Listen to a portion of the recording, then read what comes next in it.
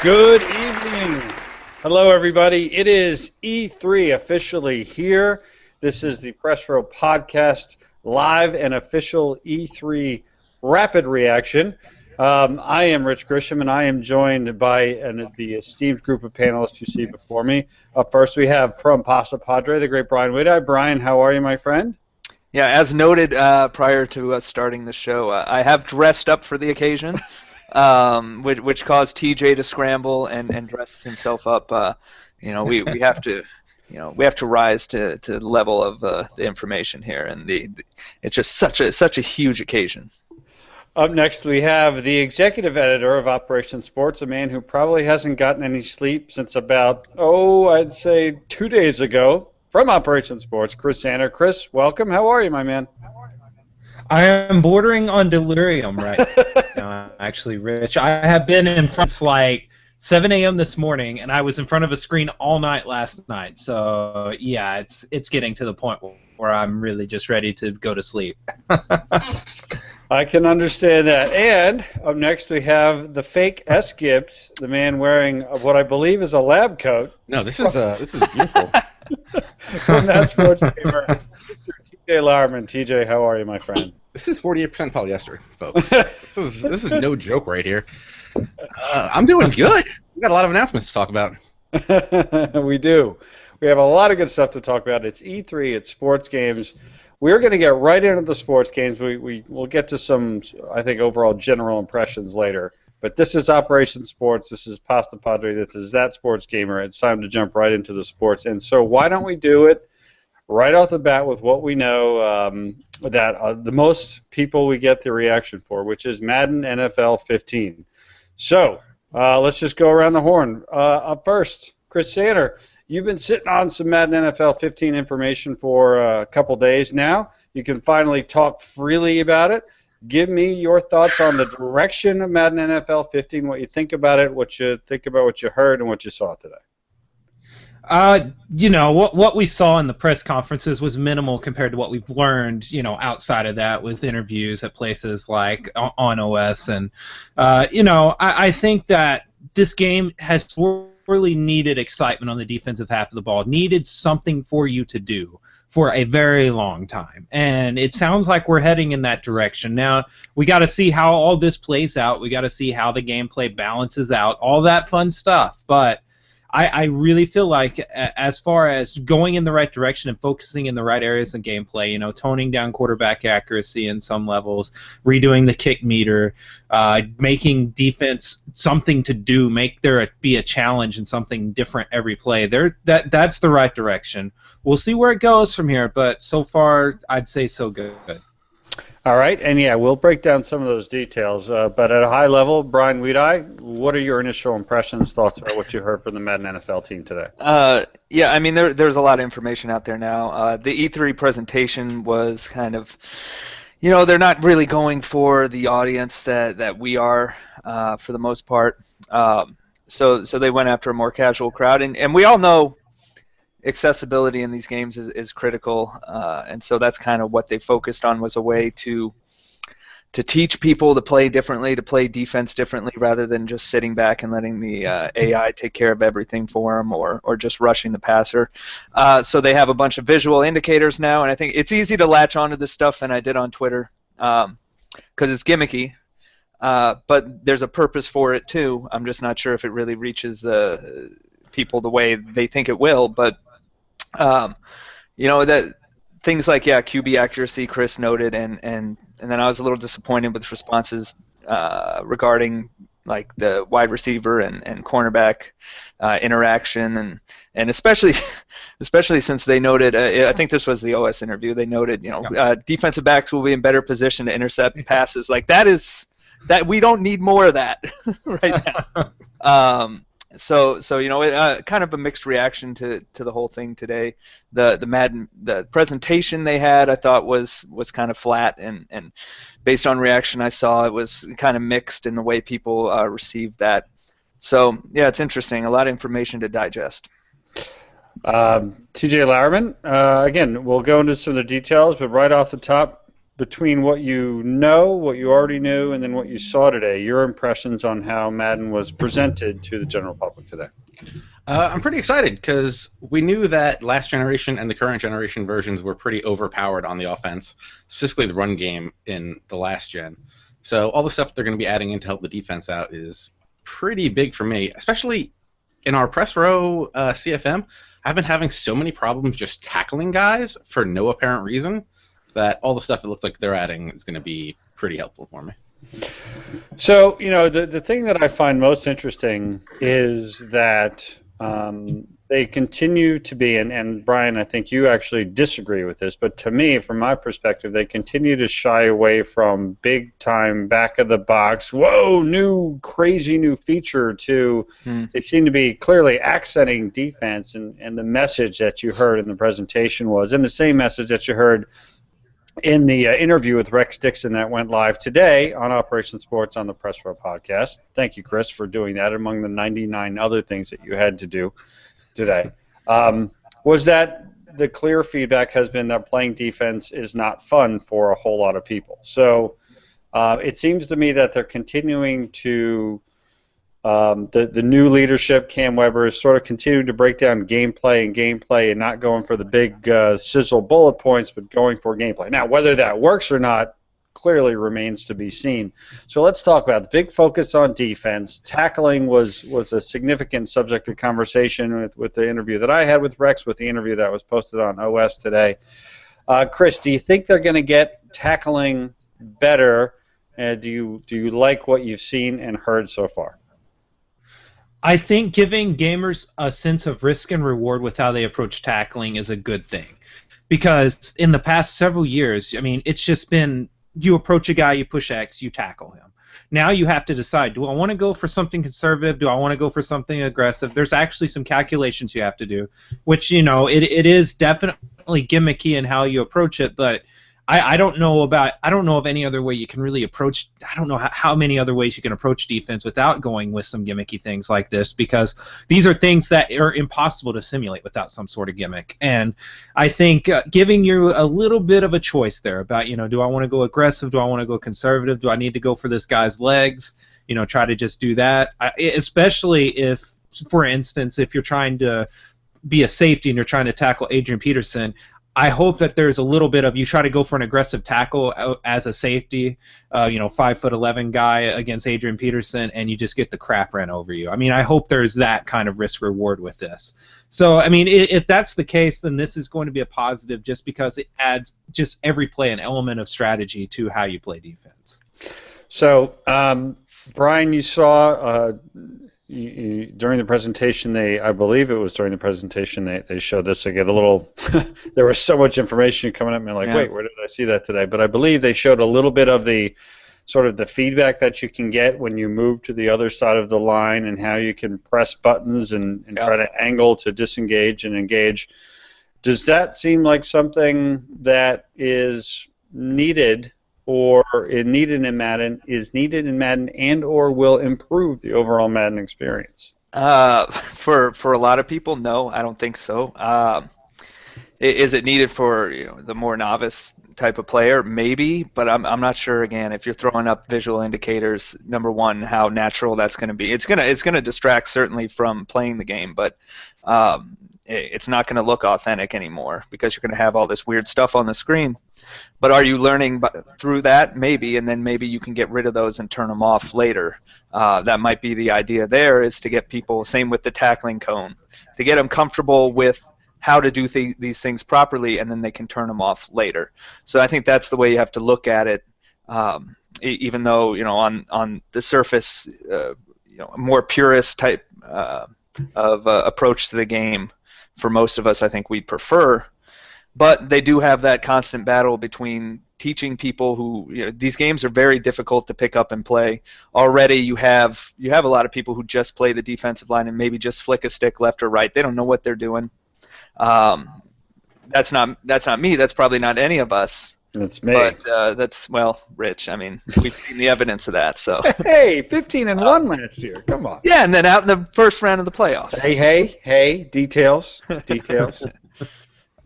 So yeah, I mean, it's it's tough for me to evaluate from that standpoint. Obviously, they need to add things kind of like that, and they do have a new tutorial thing they're going to be rolling out and all that. Yeah. I'm just not. I'm not sure. I get the sense that this is just another one of those things, and I got plenty of comments that said this. Just one of those things that next year in Madden is going to be de-emphasized, if not removed.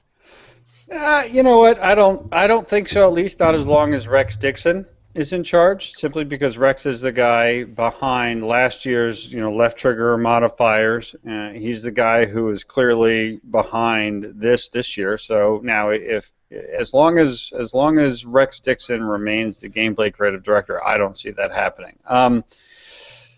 TJ, you've seen a little bit of Madden up close. You've had a chance to experience some of this stuff. What is your overall impression? Will these modifications enhance the will it do what EA is clearly stating the purpose is, which is to make playing defense more fun? Yeah, I actually got to go down to Tiburon a few months ago and play a pre-alpha build with some of the stuff put in, especially the defensive line stuff. And right now, my mentality is I play one of the DNs, and so when I am picking a DN for my team, I'm going to pick a guy with a high finesse move because I know right now that they snap the ball, I hit the right stick to the right, and I'm going to blow by pretty much any decent lineman, and I'm going to get in, I'm going to either get pressure, I'm going to get a sack. And that's just not fun. So it's either do I pick someone that's not as good and try to have more fun, or do we do something like they're putting in now where there's going to be a little bit of skill base to it, where I'm going to have to try to see which way the guy's leaning to see what move's actually going to work with him. Because right now, like in Ultimate Team, I use Cameron Wake because he has 98 finesse move and he blows by everybody. And I use J.J. Watt because he has 98 power move and he just plows through anybody. And having this little added piece of difficulty, I think is going to be really good for the moderate to high-level players. It's funny if you listen to the interview that I had with Rex, and it's not only with Rex Dixon about gameplay, but it's also with Brian Murray about presentation. But as Rex is going through all the defensive improvements, I basically came out and said, this worries me, because in our league, in my experience, we throw a lot of interceptions, and if playing defense you're even better, like that could really be frustrating. And he did counter with a couple of things about how playing quarterback's a little better, and there's a whole bunch of counters on the offensive side. But at one point he basically said, without saying it explicitly, he's like, you should really try sucking less, which I found kind of sad and true. But the bottom line is, they are clearly going to make you work for your success in Madden on the offensive side of the ball. Now, what'll be interesting is the mix, right? Because I consider the four of us to be Madden players. We're not. I don't believe any of us are hardcore, because if we were, one of us would go 16-0 or 19-0 and destroy everybody in the league every year. And we're clearly not casuals because we play this game a lot. So it feels to me like a lot of these things are geared towards the more hardcore. And Brian, it's funny, you mentioned that it feels like they're trying to go more accessible. So we clearly have a difference of opinion on that. To me, this is stuff that really seems to be aiming towards a very, very focused player. And Brian, it doesn't sound like you feel that way at all. No, I mean I don't. I guess I can see that perspective you're coming from, but that's certainly not the way it sunk in with me. I think you're throwing stuff up on screen, you're making the game less realistic looking inherently. Now who is going to take most advantage of those abilities and take and jump on them as much as possible. I mean I guess that would be up for debate, but. Yeah, I think the idea here is to make it easier. And again, if they're trying to make it more fun, again, it looks to me like they're admitting that the only way to make defense fun is to make it gimmicky, in a sense. The one thing I want to say about like the tackle cone thing, I kind of feel like it's kind of like having the strike zone on in MLB, where it gives you that little bit of security where all right, if I hit here, if it's going to be here somewhere, it's going to be a strike or it's going to be a tackle. And then when you get to the higher end of playing MLB, you want to turn off the strike zone, and you're going to kind of live dangerously. And I think that's what you're going to end up doing with the tackle cone and all that. Says the guy who's like 13-1 in our online franchise. Look, I just lost to a walk-off home run by Lyle Overbay. Not very. Don't want to talk about it, Rich. Not at all. So I do like one of the problems, and I said at the start of the show, that we did, is that I really like Madden, and I think it can be improved in every way. And one of the ways that I think it clearly can be improved is in tackling. Chris Sander, are you glad to see the focus on tackling? Do you think it's going to make the experience better? We will see. I want to see how the overall tackling engine has evolved this year too. There wasn't much talk about that as far as where those, where those animations are going to be. What's new there? The very depths of that and how it's going to work. I think just like I said before. I mean, just having that strategy every down to where if you're going to be a defensive end, how am I going to get past this tackle? If you're a safety, how am I going to cover this guy? How am I going to make this open field tackle? These are things that are good for defense because you've got to do these things in terms of that plan is not going to kill me too, by the way. I saw that, TJ. I am literally doing this show beside a fern. I just want to point that out. A killer fern. A killer fern. I know it's gonna get you. I know it's looming over me. It keeps skipping. I'm a little worried. But no, I think just adding that to this game is something that's been necessary because on offense you have that. You have that kind of gamesmanship where do I do a spin move here, that sort of thing. Now you have the same thing going on defense, and I think that can only help this game going forward. I mean, as far as realism and that sort of thing, I think that's going to be something which, I think there's a certain limit to realism that you can expect from sports games anyways without going overboard. And I think Madden is trying to tread that line very finely. Funny thing is, I was just going to say, funny thing is I don't have any issue with tackling.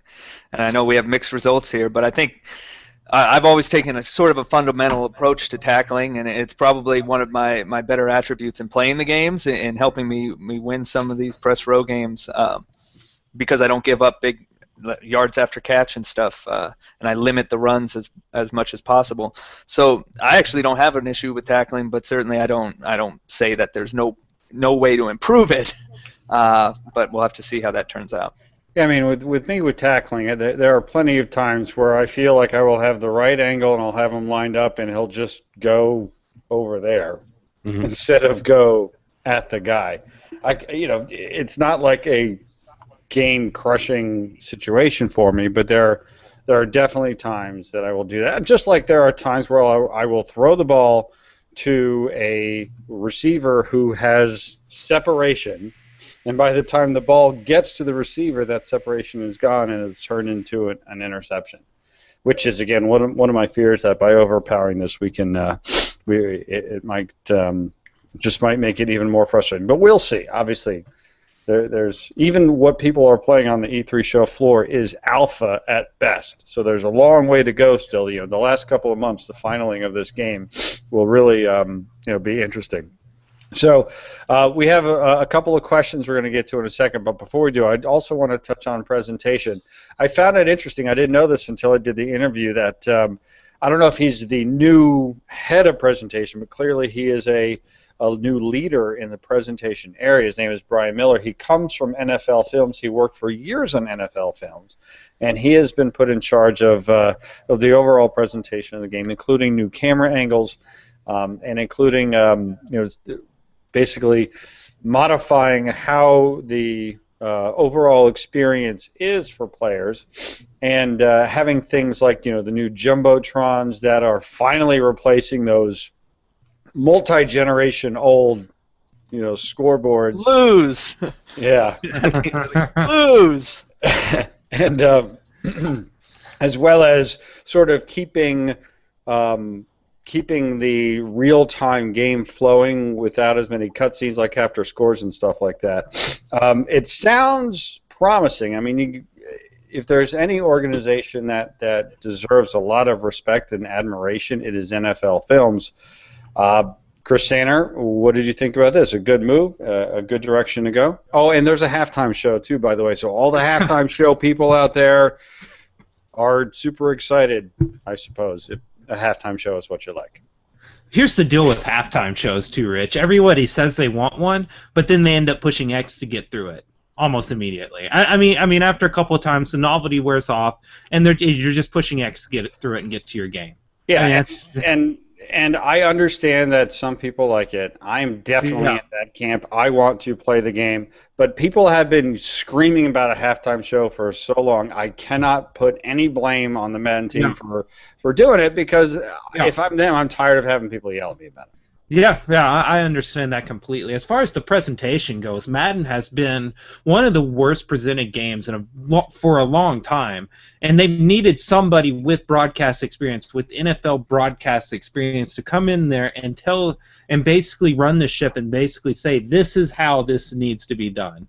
I mean, if you watch an NFL broadcast, I'm a broadcast guy. So I can see what Madden does wrong very plainly and has done wrong in the past. If this guy is the real deal, if they listen to him, I mean, if he's an Emmy Award winner, I'm sure he knows what he's doing, obviously. So if they listened to him and they implemented what he said, I mean, with the cutscenes being in the game now and not just cutscenes, I guess cutscenes is a bad way to put it. Celebrations aren't cutscenes anymore. That's a great start. I mean, so long as you do that, you have the right banner graphics, etc., the game will feel better. I think most people want that TV style of broadcast in their game. So I think it's on the right track, but again, we got to see this in action. I mean, we don't know anything as far as how it really is. I mean, I actually had this conversation in the show with Brian. I personally want something different than a TV presentation if I'm playing the game because I want to feel like I'm not watching it on television. I want to feel like I'm participating as a member, virtual member of the team. They tried that and everyone hated it. So exactly, which is why I realized that I'm an outlier here. So I'm not criticizing at all. I totally get it. It's not like I'm like disappointed. I'm not. I mean, if it looks really cool, awesome. So Brian, obviously we haven't seen it in action, but do you think the steps that they've taken are the right ones to take to please the majority of their fans? Presentation-wise? Yes. Well, the halftime show I think is going to be a disappointment.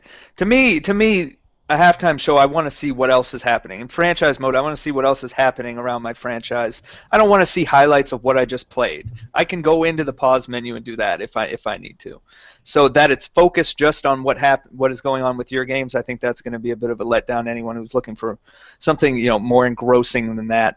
To me, the presentation, NFL film stuff, the cooler camera cuts and all that's important because there's a lot of deficiencies presentation-wise in Madden. But to me, where it needs to really step up is within franchise mode and having the commentators cite things that are happening in your franchise, having your standings show up, having a playoff kind of picture displayed, having a sense of where you're at and what's happening around you. That's the most important. That's what's been lacking the most to me presentation-wise, and I think they're doing some of that, but we just went 2 years where they did none of it, so I don't know how much stock to put into it at this point.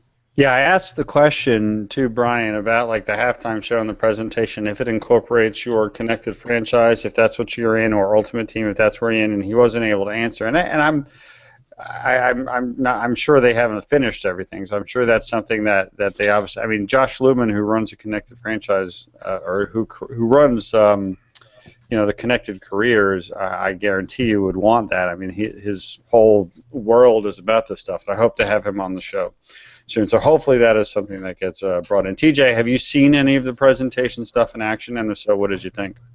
Some of the stuff, but I want to talk about the cutscene stuff because I really loved that in NCAA where they would do the drop-ins to the other games that are going on. Mm-hmm. And the only problem with that was if you're in an online dynasty, there's 12 people and 123 teams, so most likely they're not covering a game that actually has anything to do with you. So if they could even just cut that out and bring that over to Madden and tell me, oh, Pasta Padre won his game this week, and I need to win this to keep up with him in the standings and everything, that would be pretty cool. Totally agreed. Would be awesome. And I feel like if the halftime show was, hey, it's been a great half football, don't you think? Yeah, yeah. And if it's a week after the launch, 10 seconds into that, they could just be like, yeah, so, well, nobody else is watching this anymore, so, hey, what's going on, guys? Because who's going to watch the halftime show after the first time? Okay, Sacrilege, DJ. Sacrilege. People love their halftime shows. And can we trust this halftime show to be accurate? Because I still get every game starts up and it tells me how awful I was in the previous game and how my quarterback played horribly after I've won a game and thrown like 4 touchdowns and no interceptions, and it lies to me constantly about what has happened in the last game. So is it going to actually be able to tell me, hey, you're having a good game? Or is it like, you played awful, and then it's just highlights of you scoring touchdowns?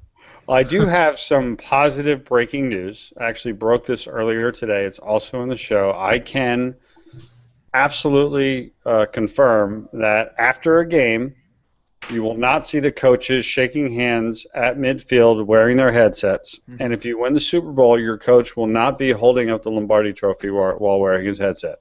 We had a good laugh about that on the show. It's definitely something that I think has been embarrassing for the team. So that's definitely out, and that's a good thing. We have a couple of questions from the viewers and listeners. Brian, throw a couple at us. Yeah, so the first one was in reference to the defensive camera that was kind of on display today. Is that just for player lock? Chris, is this something you want to take this one? Yeah, Chris, I believe you asked that question directly to Rex in your interview. Yeah, we did actually, and he basically said that it is a lot like player lock in NCAA. And it's going to play a lot. It's going to, he used a little bit of marketing language, to kind of spruce it up the answer. But basically, when it comes down to it in layman's terms, it's going to be a lot like player lock was in NCAA. Which I guess if you really love that, and I did like that, that's going to be a good thing. So that would be as though you turn it on or you'd select the guy. It's not a separate camera. I think that's what is being asked. Yeah. Oh no. Yeah. It is. It's a separate camera for sure. There's 6 new cameras, and I think the defensive one is one of those 6. Who here thinks that they're going to get completely twisted around, and twisted up, and confused by playing defense from an opposite angle? Did you do it in NCAA with player lock? I did very briefly, and it just got me all. Like up was down, left is right. I was very confused. Yeah, that's part of it. I mean, you lose your vision to an extent, and plus there are positions you just can't really do with that. You can't play corner from that camera, and you're going to get burned. So, yeah, I don't know if that's a popular thing. I think if you're playing defensive line again and you have all those visual indicators, like you saw in the videos, that's probably one way that you can take advantage of that camera. And then linebackers would probably be a little more effective from there too. TJ, did you play from that angle when you saw the game? I did a little bit, and then I realized I like playing defense from the normal camera angle a lot better. But I did like playing offense from the zoomed-in camera angle they have now. That was a lot better for when you're doing your running plays and stuff. Gave you a lot more like field perception of what's going on with the offensive and defensive lines. What other questions do you have in the chat, Mr. Weedeye? This is one that we could have a little fun with. What is the difference between the new tackling cone and the passing cone, the vision cone from Madden 06? Using the word cone is definitely an interesting choice, just because of the dubious history of the QB cone, which it's so funny. You'll never find anything that everybody hates or everybody loves. And I know I've seen a few tweets over the last month or so where a couple guys said, I love the vision cone, that was great. So before its time, Rich. It was before its time. I mean, TJ, Chris, I mean, you guys have seen and or had conversations. I mean, Chris, how would you define the difference between the two cones? One was an abomination and the other might be helpful. Which one of those is which will be up to you to decide. That's my political answer. I was going to say one was supremely flawed, and this one could be at least accurate and helpful. Yeah. TJ, your thoughts on the tackle cone? I kind of like it because now I know when I'm going to be screwing up or not. Because, like you were saying, how we have problems, like me and you have problems tackling in our CFM. And I'm missing easy tackles with Alton Smith and Patrick Willis, which I don't think should be happening. So maybe now I'll actually have some feedback to look at and be like, oh, I was just whiffing on these guys when I had no business trying to do a hit stick or going for a tackle from that distance, stuff like that. All right. Any final thoughts about Madden before we head off to our next game, which is FIFA? Brian, overall, well, actually, no, I do have one thing that I did. I find it interesting, and I'm no E3 presentation expert, right? Like I can't tell you whether certain games were more front and center or not, but it certainly seemed like Madden was.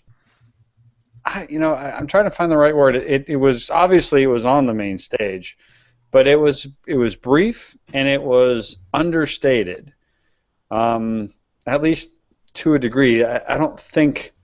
I mean, you saw a lot of hyperbole today in E3, like this changes everything, and you'll never play like this before, and revolutionary, like just all sorts of words that mean absolutely nothing when you hear them 1,000 times. The overall sort of vibe around Madden during the couple of minutes that I was there, I thought was understated.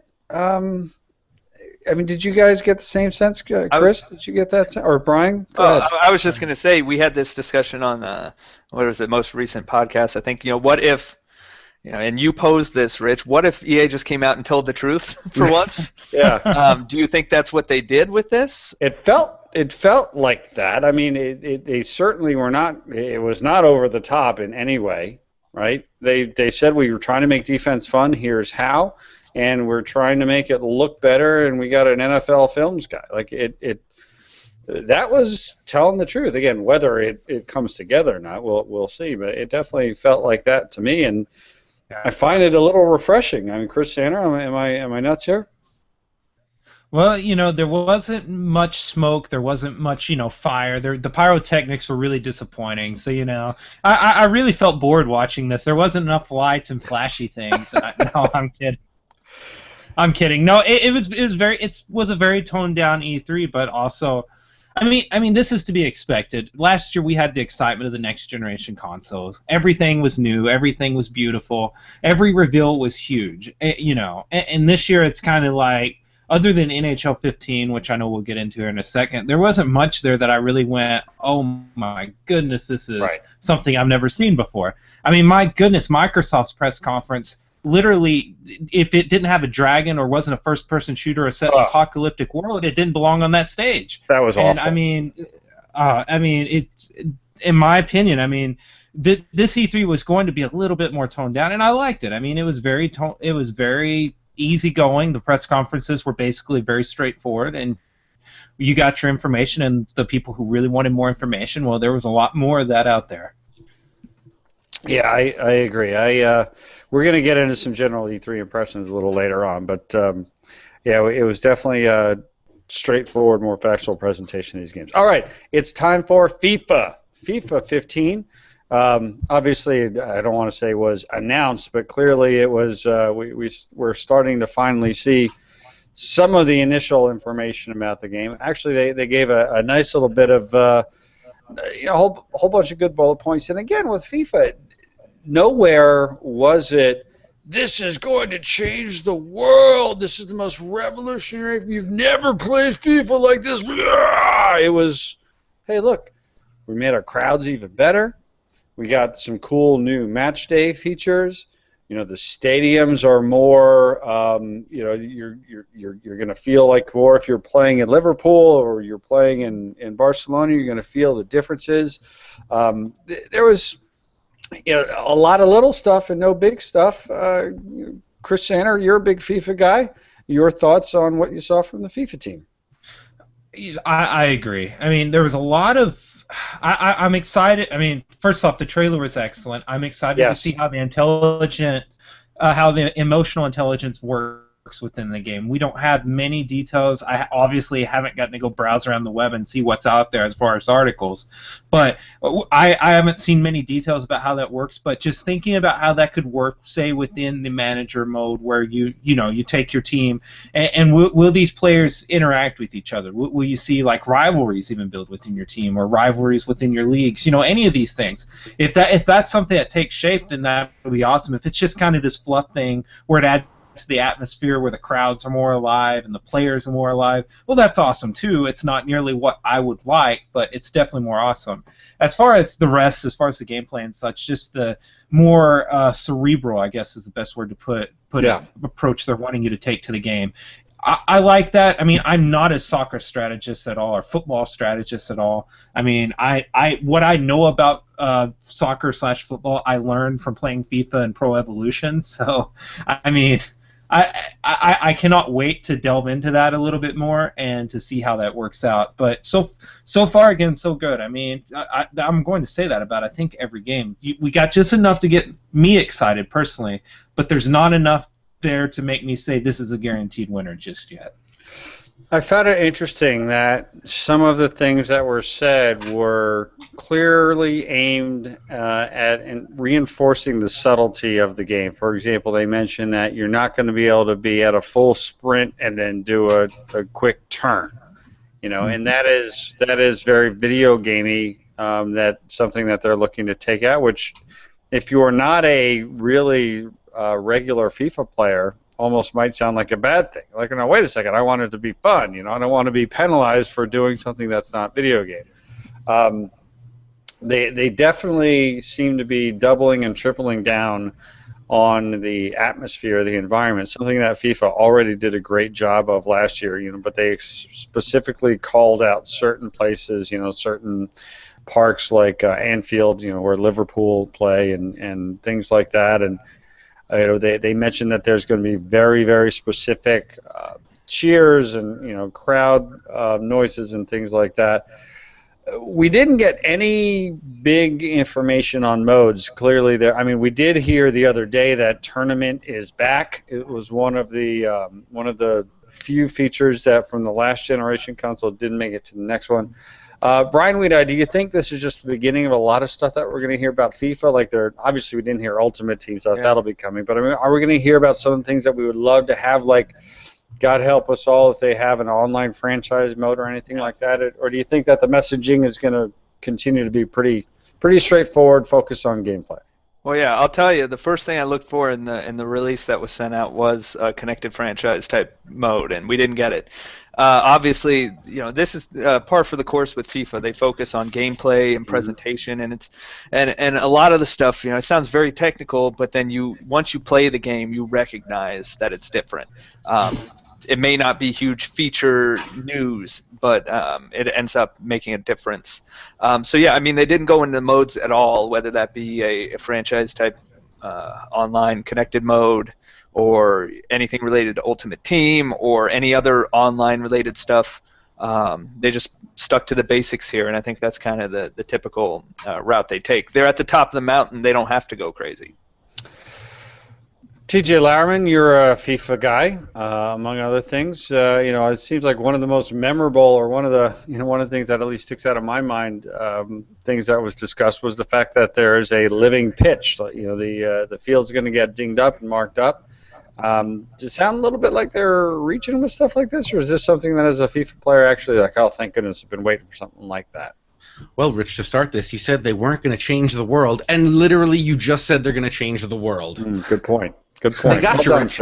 They got you. Which is it up? Is it down? Come on, make a decision, Grisham. But yeah, like Brian said, they're at the top of the mountain, and they're going to keep doing little things that you're going to notice year over year, but you're really not going to notice a ton until you do something like I got FIFA 11, and then I got FIFA 14, and I noticed a huge jump. The year-to-year stuff is just going to keep getting smaller and smaller every year until they end up doing something drastic, like trying to put in a CFM-style league for us to play in. But I don't see them doing that anytime soon with the amount of money that they're making just on sales and the way too much money they're making on Ultimate Team.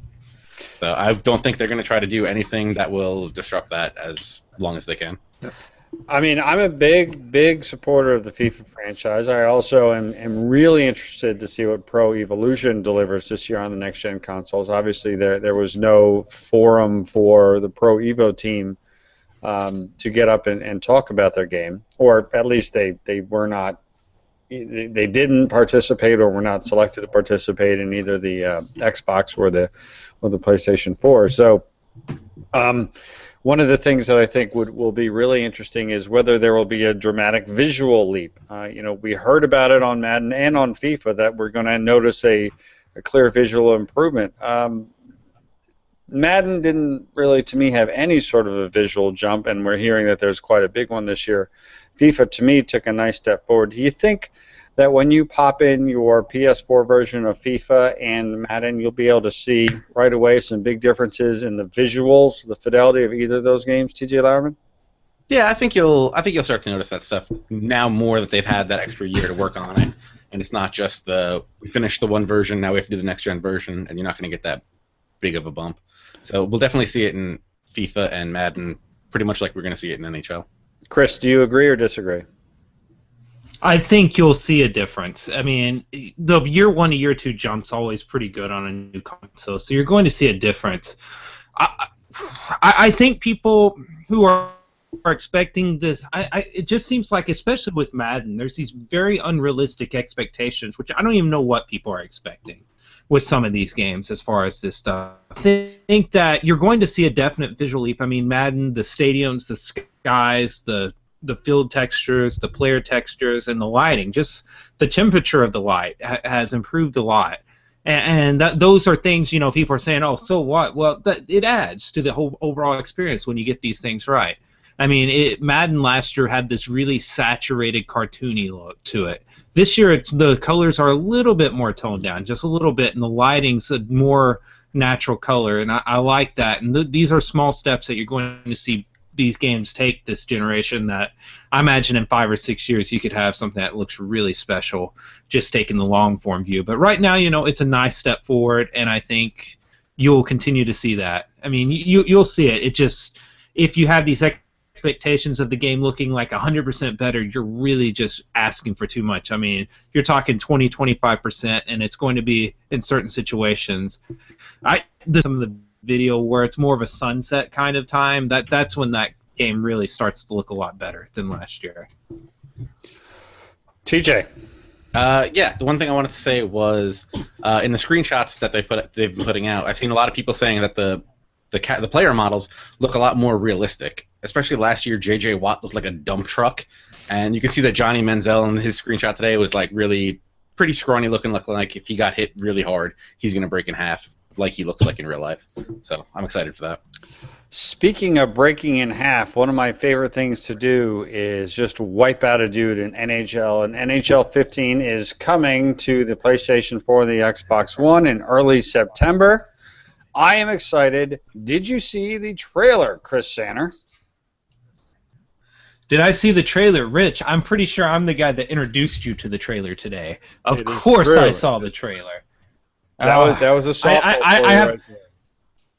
Yeah, I'm telling you, I will say this, I have no idea if there's an embargo on that, but they totally posted that on YouTube, and I had it up like 2 minutes after that. So I'm sorry if there's an embargo, you put it on YouTube, I put it up on the side. It happens. These things happen. But no, my goodness, that to me, that was the most impressive trailer of the day, and I think it's just because we haven't seen next-gen hockey. Exactly. The soundtrack was perfect.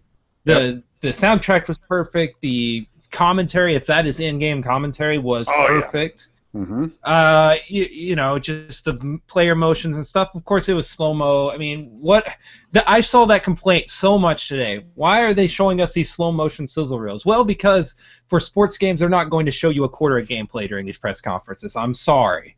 So, you know, especially when most of these aren't ready, and people will nitpick the heck out of them. So you're going to get that. So, go ahead, Rich. Well, I was going to say, not to mention, you're going to get a whole lot of over-the-back camera, you know, shaky video cam over the next few days, because these games are all going to be playable on the show floor. Yeah. So yeah, it was a trailer, right? And so it was like most of these sports game trailers. It was not gameplay footage. It might have been taken from the in-game engine, but it wasn't gameplay footage. But that, to me, doesn't matter for a couple of reasons. Number one, the NHL team has a long history of developing hockey games that I have thoroughly enjoyed. So I'm not concerned that this is some gross misrepresentation. I recognize it is a trailer and it's at different weird angles and stuff like that. What I am very excited for is the fact that it just, it like everything that you said, Chris, the players' models look realistic. Doc Emmerich sounds fantastic. I'm jonesing for some NHL on the next-gen consoles. The previous generation, we've had a great time playing in GM Connected, with our friends, the NHL version of Online Franchise. Brian Weedide, are you getting the sense that people are excited about NHL on next-gen consoles? Yeah, again, we keep going back to, it didn't have to release this last fall, so they had that extra development time, and you see the benefits already in the features they've announced, features that other games can't really do in just a single development cycle, and now, in the visual jump along with that trailer, it looks great, and yeah, I mean those features, I think they excite people because it's about evolving, it's about giving you something new, and for anyone who buys the game yearly or even bi-yearly, they can start to feel stale when those things don't kind of rotate in and out. Everybody wants the game to improve in all different areas, but you have to change things up eventually, or else they just get tired. And that's one of the benefits we're seeing here at the start of the generation for NHL, not having to release a next-gen version late last year. Now, TJ Lyerman, we've talked a lot about various next-gen releases being feature complete with the previous gen. Most titles have done a good job with that. I don't know if there is a game that matches NHL feature for feature. FIFA is probably close, but NHL is jammed between the standard modes, the seasons, the GM Connected, the EA Sports Hockey League, the Be a Pro. Any chance you think that they're going to be able to deliver either feature complete or a feature extended version of NHL this September on the next gen consoles? Yeah, I think they already have pretty much everything you're going to want in there, so I assume it'll be feature complete. I don't think they're going to add that much more to it. Rich, you can have 794 players in the GM Connected. Why would you possibly want anything more than that? That's like 2 years old, man. You're in the past. Look to the future. Yeah, I don't think there's anything else that we would want in it. It's got to be a pro. It's got the franchise. It's got the Connected franchise. I don't know what else we want. Do we want Olympic mode? Yes. Well, is the Winter Olympics next year? No, don't worry about it. We would want a more interesting Be a Pro mode. I'll tell you that right now. Be a Pro is pretty lacking for me. I sort of put it in the same boat as Road to the Show. Like, I've done it enough. It's perfectly fine if that's what you like to do, but me personally, I have played Be a Pro / Road to the Show so many times, unless it gets significant upgrade and improvement like they did in the early stages of the NBA 2K14 career mode, which by the time you're in year 2, 90% of that stuff is gone, so you're still back to the core game. But at least there's some of the visual interaction with players and coaches and stuff like that you have none of that in Road to the Show, none of that in Be a Pro. It's all text. Chris Sanner, do you think NHL is going to deliver an extension to either Be a Pro, like some significant improvements or changes, or some sort of new way to play the game that we haven't seen in the previous generations that we will see on the next generation versions? That is a really good question, Rich. I think as far as feature parity goes, I think they're definitely shooting for that. As far as a new way to play, I think Be a Pro is the obvious choice of doing something with that to make it better. Obviously, I don't know what that would look like, mainly because I joke with you guys all the time on our private press row chats that no one else can see that I have no idea what hockey is, and I have no idea what you guys are talking about, which is half true. I mean, I watch hockey, I enjoy it, I enjoy playing NHL, but I'm telling you, I could not tell you like what you could add to Be a Pro to really do that a lot better. I just kind of defer to the guys who love hockey on our staff, and I let them have fun with it, and I'll just play the game and end up enjoying it. But from everything I've heard, I mean, I've heard that they're trying to do feature parity, and I mean, I guess the big question you got to ask is when are developers going to cut current gen or past gen, whatever we're calling it, the other gen with the console that just died on me, the PlayStation 3? When are they going to cut that out of the development consideration for the PlayStation 4, Xbox One? That's more the question I'm wondering with that, but I don't know, Rich. I'll just, that's a lot of words to say I don't know. Well, you know, what's interesting is, as we've discussed several times, a lot of us, myself included, find our mode or modes, and after the initial sort of, hey, let me check everything out, just settle into a thing. You know, with TJ, it's in Madden, it's, you know, Ultimate Team. Of course, he's in our online franchise. With me, Madden is all about online franchise, and NHL is the same way. Like, I guarantee you, when I get NHL, after the review, if I'm lucky enough to do a review for an outlet, I will go right to the GM Connected. We'll set up our press row NHL online league, and we will go. So I don't even personally need anything other than GM Connected, because I'll play that for hundreds of hours. Now, I'm not suggesting there aren't consumers across the country and the world who don't want a very different experience, but you know, when it comes to me, like, as long as they got a solid GM Connected that runs great and doesn't just lose your games weirdly like MLB The Show seems to do for us, I'll be happy. Brian Weedeye, your thoughts? Yeah, I think we can look forward to the check cone.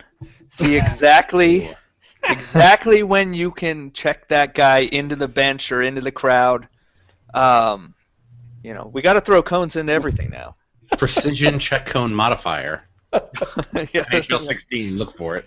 You know, you joke about that, but there are very different ways. There are very different ways to check or to not check, or to, like, go hard into somebody to try to wipe them out, to try to just get in front of somebody to slow them down, to purposely avoid it. Like, there's a lot of things that you could potentially add to the core NHL gameplay that's not there. You know, I mean, just saying, not necessarily supporting cones, but just saying that there's a lot of modifiers that you could add, TJ, Mr. Hates Hockey. We could put cones on the ice and skate around them. It's like a skill game. Yeah, you know, for me, NHL still, I think we've had discussions before about what is kind of the least accessible of the sports games, and to me, that's still NHL. I find that amazing because it is so simple to control. It's difficult to be successful at, though. Yeah, you're right. The controls, you know what you're doing for the most part, but I think it's difficult to be successful, more so than even FIFA or. God. Yeah, well, sorry, Rich. I mean, I learned along the way with FIFA. I mean, NHL has the potential of this too, but with FIFA, I learned mostly how to play FIFA through doing the Be a Pro type thing on the online. What's it called? The online team play. And so you only had to really control one area, and you can focus on that and kind of get a sense of how everything works around you too. NHL is just a mishmash of guys running around. At least to me, that's the way it looks. I know to other people they can control that and they know how to take advantage of situations. When you're just going in, I'm not sure. NHL to me is the least accessible, not because of controls, just in terms of figuring out how to play and how to be successful at it. And that's simply a product of, you know, being a fan or not being a fan. Like, I've been a fan of NHL hockey for 30 plus years.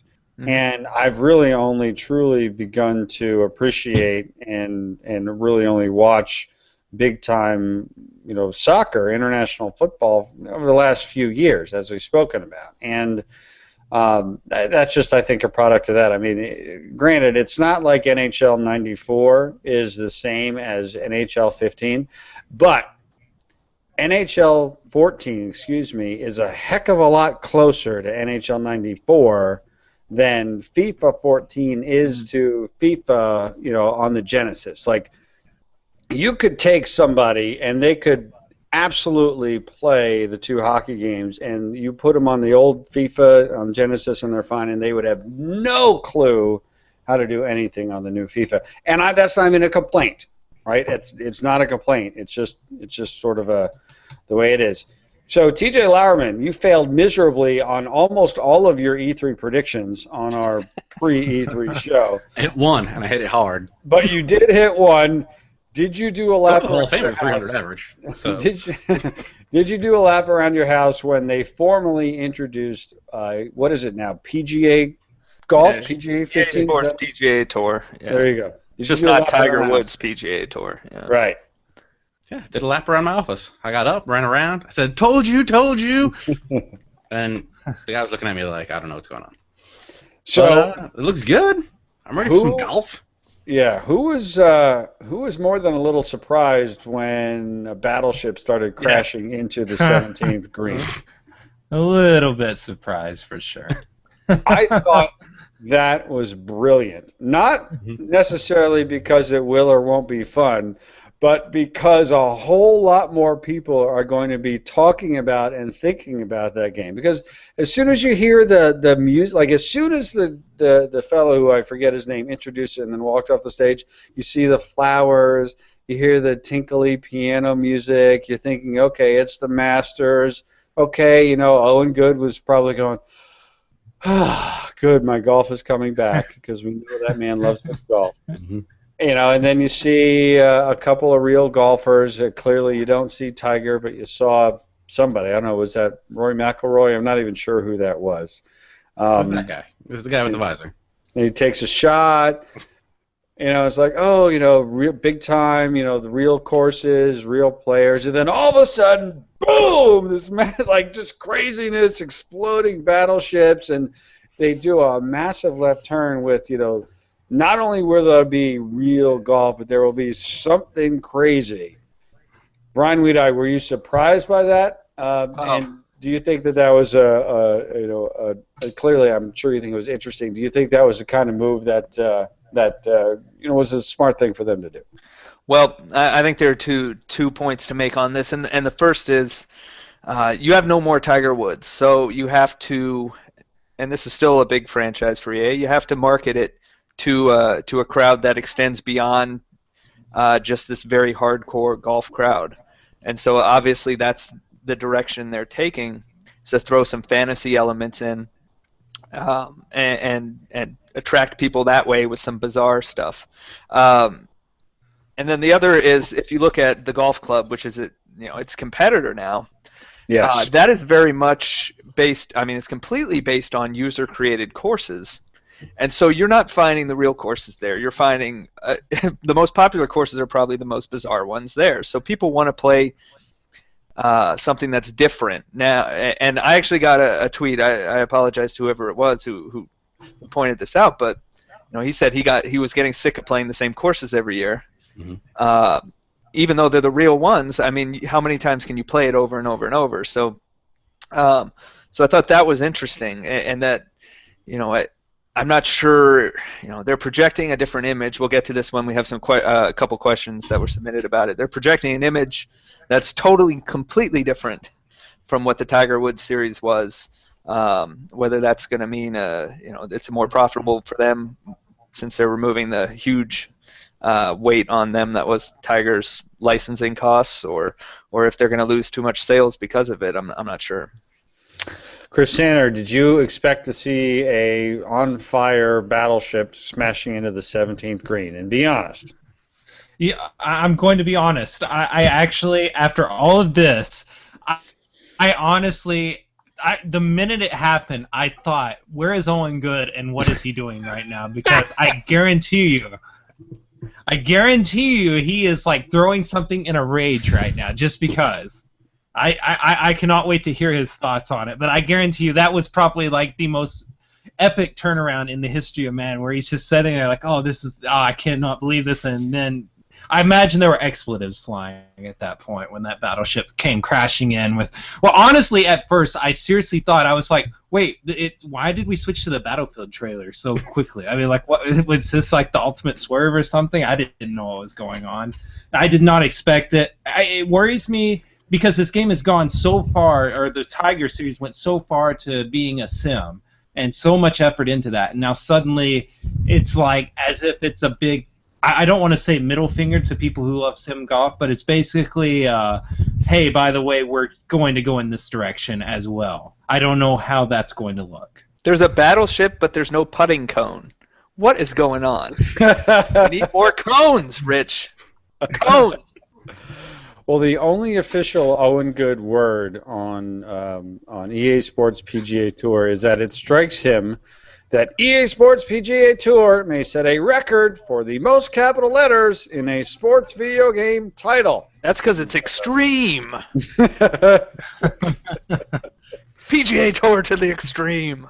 You know, it does set up an interesting situation with the golf club, which is the scrappy young independent guys, which we know actually were creating PGA Tour, or, you know, Tiger Woods, you know, sort of the previous gen Tiger Woods, versus, you know, EA being the David and Goliath story. Obviously, the golf club was not mentioned in any of the press conferences. I would presume that it will be on the show floor. They have PS4 somewhere. show floor, I believe. Yeah. Because it is coming to consoles. I know there was a date that was recently announced. Chris, Brian, and TJ, do you guys have that date handy? But didn't they officially announce a date for it coming to consoles? No, just summer. Okay, summer. All right. Summer. Okay. So it will be interesting, the juxtaposition of the two.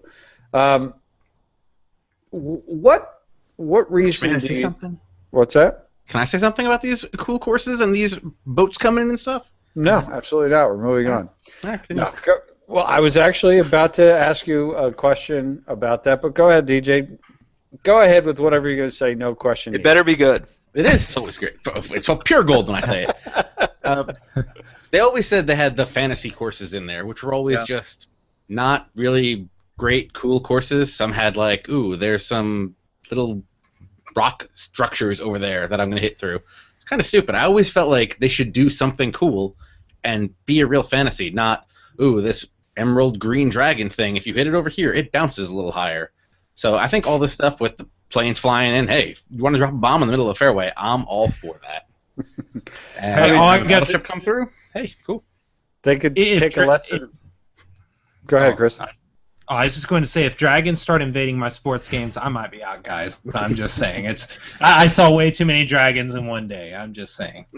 I mean, they could always take some lessons from one of the best mobile sports games ever made, Super Stickman Golf, right? I mean, there are some ridiculously fun ideas in that game, and I'm not even like joking. Like, if you want to talk fantasy courses and playing with physics and doing some very different things, all while still maintaining the overall rules of golf, you know, there's some definite things that they could do there. And I find it interesting that the golf club is going for a pure golfing experience, which you would think sort of an indie type of game they might go in a different direction, whereas PGA seems to be offering at least a section of the experience which is completely over the top. But, you know, on next-gen consoles with the kind of resources that EA has, you know, it's a bold move and could potentially alienate the Owen Goods of the world.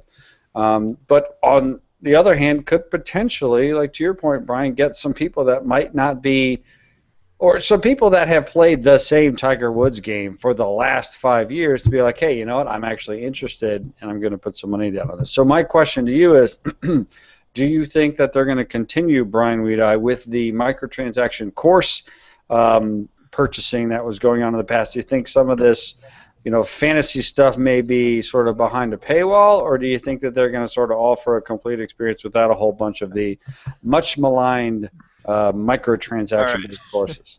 So depending on how much you believe EA, their reasoning for all the DLC courses in the past has been there's just not enough space on the discs. Mm-hmm. So we don't have that issue anymore.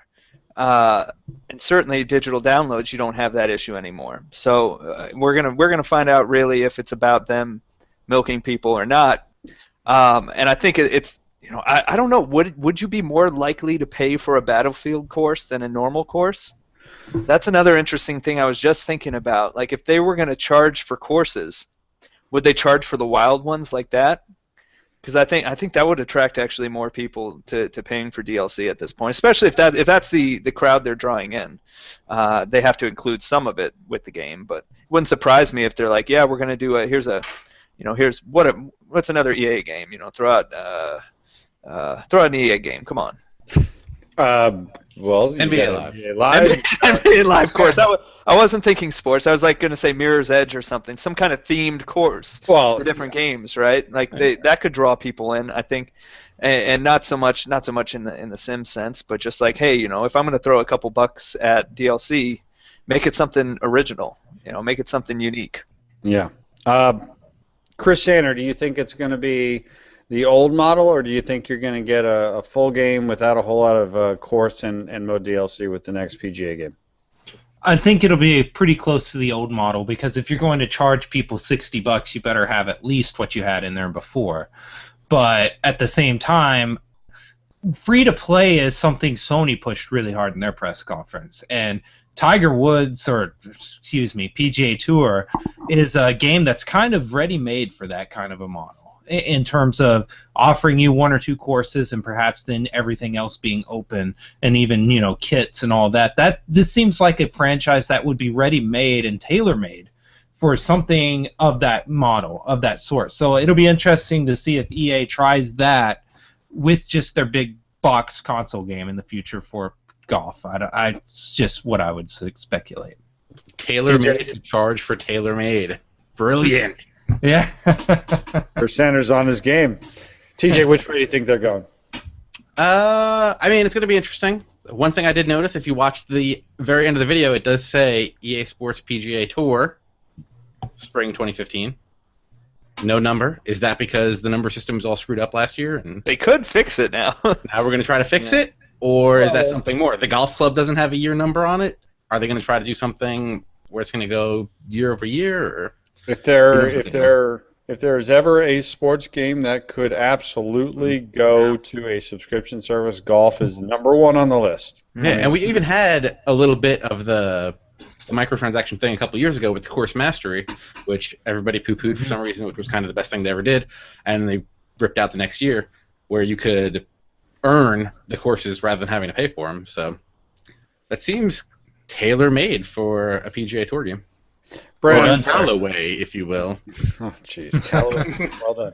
Brian Wade, I have a question or two about the golf game. Yeah, I have multiple questions that essentially all are hitting on the same point, and that's what is our reaction to the arcade approach to PGA Tour, and I pull these out because I think it's interesting that this is the perception now, whether it is a sim game still, and this is just tacked on kind of fun thing, or not. Right now, the perception of the next EA Sports golf game is that it's an arcade game.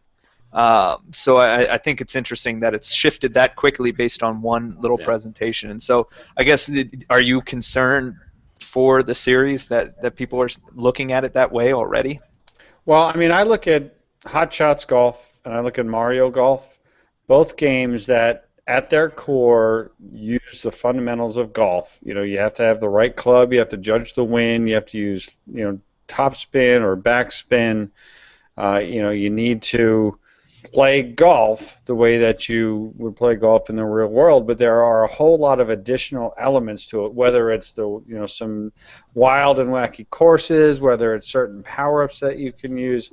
I think you can do both, and frankly, I think these days, to get people excited and interested in a golf game, I think offering almost two complete experiences would be worthwhile. Because, again, we talked about it already, the Owen Goods of the world want to play a career, and they want to play 4 rounds per tournament, and they want to play the 4 majors where the majors are actually played that year. And they want to have something resembling a true experience. You've heard the settings that Owen plays PGA Tour on. He's insane, but he loves it. That's the way that he loves to experience that game. And I think that there is also room for having a completely different experience with the courses, not being punished for missing the top of the power arc by one sliver, and just being able to grip it, rip it, and the power cone, Rich. Trying to grip it and rip it and bounce it off of two or three different crazy, different stuff that's going on and get it, in a completely different way. And I think it's okay to have two vastly different experiences on the same disc. I'm probably nuts because that's probably a whole lot of investment that that has never been done before. TJ, am I off my rocker, or do you kind of see this where they might be going with this game? Yeah, I think it's still going to be more very Tiger Woods sim as it's been in the past. I think these extra courses with the Battlefield 4 stuff added in, that's all going to be off to a side because there's no way that these courses are going to be, or like there's no way that you're going to have a battleship crash into the 17th hole on the Masters. They probably would not let. No, they will the not. License holders will not allow that. That will not be happening, guaranteed. I can't give a guy a concussion in Madden. There's no way a battleship is crashing into Augusta. So Owen Good could literally probably play this whole game the exact same way he plays normally, and he won't notice anything. I think all the extra fantasy courses and stuff are going to be there for people that want to go out past the normal stuff they're normally used to doing. Well, and I think that's the right thing to do, and I think you want to offer people who are just like, wow, this game looks amazing. They don't know anything about golf, and just want to whack the ball around into some insane locales. Chris Sander, can they put basically two games on one disc, and would they put two games on one disc, or two dramatically different flavors of a game on one disc? It's actually not that hard to do something like this if you have the right settings enabled, if you have a flexible engine, etc. Because if you think about it, the show, you can do this to a certain extent, not over-the-top crazy baseball where you have power-ups and such, but you can get the type of baseball game you want. Same with even other sports games. You can do that. The problem is that how is EA going to manage the fact that it looks like there are like crazy power-ups in the arcade fantasy course? How are you going to manage that? And are you going to like put up a wall where those things are not available on real courses? Are you going to? I mean, you can do that, and it would probably work out okay. But you're going to alienate somebody along the way. That's basically what EA has done here. No matter which way you look at it, someone is going to be alienated out of this in some way, and there's no, it's a heads you win, tails I lose kind of proposition when you start trying to be too many things to too many people, I guess. But what if that power-up stuff is just like, what was it, used to tap the right trigger or something, and you get the power boost, and now on those courses there's just an extra little animation of the ball exploding? Because from what we saw, really, that was the only real power boosty thing, was it looked like the ball was exploding off the tee, but that could just be you filled up your power boost from tapping that you could normally do in the regular game. Yeah. It just doesn't have that added panache off the tee. It'll be interesting how they approach this, and it'll also be interesting because this is a year away from release, so we probably won't be getting a whole lot more information. I don't believe it is on the show floor. I don't see any reason why it would be this far away. So, all right, let's do some quick hits, shall we? No NBA Live mentioned in the press conference, and no NBA Live on the show floor. Cause for more concern, or a non-issue based upon the series of open letters from producer Sean O'Brien? Chris Sander, what do you think? I'll just put it this way: if you've got a game you're confident in, you will show it off. If EA was confident in NBA Live and where it stood right now, if that thing would be on the show floor, they would have shown it off. The fact of the matter is, though, I'm trying to think about how to word this and not be too confrontational. Those open letters are some of the most, I guess, asinine attempts at being, what's the word I'm looking for? Forthright? Yeah, just being open and honest. The simple fact of the matter is, Sean O'Brien, in his letter last June 16th, literally came out and said this game was good, it was something they are proud of, and he believed that it was a quality product. I mean, I'm misquoting him for sure, but that was the gist of his first open letter. And then literally not but 5-6 months later, he came on with another open letter and said the game was complete crap. I mean, this is me paraphrasing again, but the gist of the letter, the game's complete crap, we're sorry, we're working really hard to fix it, and we're going to take steps to make NBA Live better, which they never did. And now there's another open letter saying that they've worked really extremely hard. They're very proud of this year's game, and it's going to be a lot better this time, we promise. Please buy this game. If I'm a customer, I would not give this game a hint of my money until it is proven that it is a quality title. And since EA is hiding it behind closed doors, I mean, think about it. This is a complete mismatch of approaches here. On one hand, you have Sean O'Brien, who I know is a quality guy. He's very passionate about his game, but he is being forthright and open. But on the other hand, EA Sports is hiding this game behind curtains and does not want anybody to see it right now. That's a complete mismatch in tone. Everybody in the community is aware of it. They're calling the company out on it. And I just don't see any way this ends well unless EA produces a stellar title, which, given their behavior right now, there's nothing to indicate that's going to be the case. Brian Weedeye? Yeah, I'm going to disagree with Chris a little bit, not on the open letter thing, because that's falling on deaf ears at this point, but on it not being at E3, I think is actually the rare smart decision from EA in handling this NBA Live series, because anything they threw out there at E3 would be ridiculed. And I don't mean in the sense that, okay, well, they're not going to, that people aren't going to buy into what we say, but it's just that no matter what they put up, no one was going to believe the game was going to be any good. There's no reason to believe it at this point. No one should.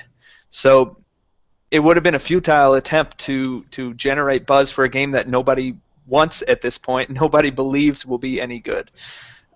So you wait and you hold back, and then when you have something you want to show, you don't need to blow it out like crazy. I mean, if Chris said you have levels of confidence at E3, and I think that's true to an extent, that, hey, if they're showing the game that you're confident in it. Well, remember, NBA Elite 11 and NBA Live 13 were at E3, so does their confidence level really matter to whether it should be shown at E3? So, well, I mean, those two shows, those two appearances at E3 torpedoed them. They lost any momentum they had by the poor showings there. Now, that doesn't mean this game's going to end up any better, but I don't know if they had anything to gain by showing up.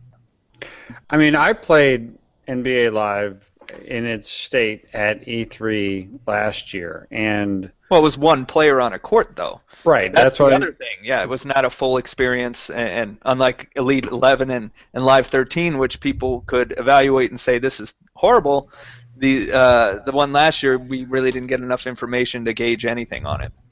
And that's actually one of the reasons that I elected not to go to E3 personally to the show floor this year, is because between playing the versions of NHL and NCAA and Madden that I did, and seeing the next-gen versions of Madden and of FIFA and of NBA, and getting the PowerPoint for UFC, and Brian, I know you had the same feeling. It's like, you don't experience the games in a real way when you play them on the show floor, even if you get it behind closed doors, because you got a few minutes, you got a producer sitting right here and another one right there, and they're talking to you while you're playing, and you're trying to figure out the controls. And I'm not saying it's a bad thing. All I'm saying is that it's a unnatural experience, and so it helped me feel a lot better about not going after it. Not to mention the fact that these are pre-alpha or very limited slices of the game. So even all of the hands-on gameplay that you're going to hear is going to be on something that is not reflective of what the end consumer product is going to be.